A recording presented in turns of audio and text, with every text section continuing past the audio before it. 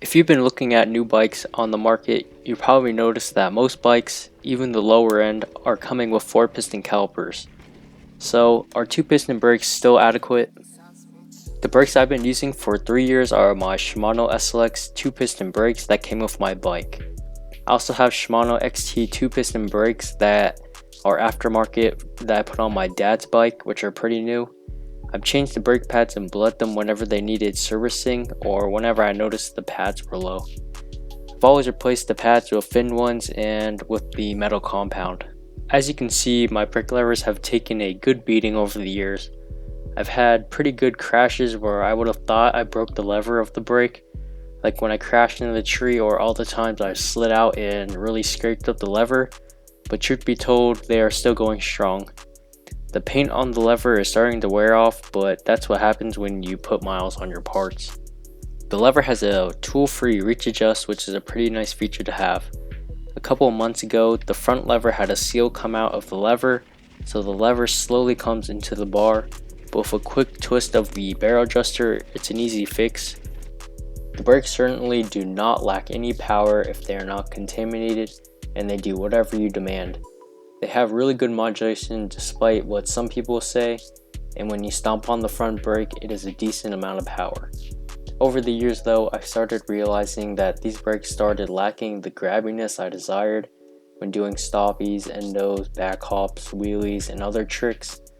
I've also had the brakes fade after long downhills. I rode some guide REs, which are SRAM's 4-piston brakes with the code calipers and the guide R levers for e-bikes. After riding them and then riding my brakes, I felt that the SLX could grab way harder.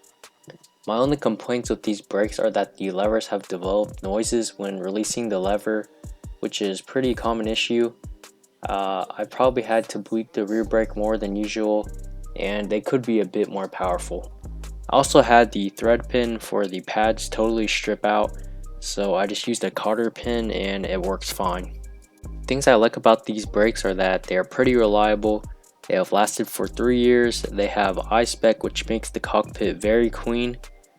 The lever is very robust, and the tool-free lever adjust is really nice. The essential question is if you should upgrade to 4-piston brakes.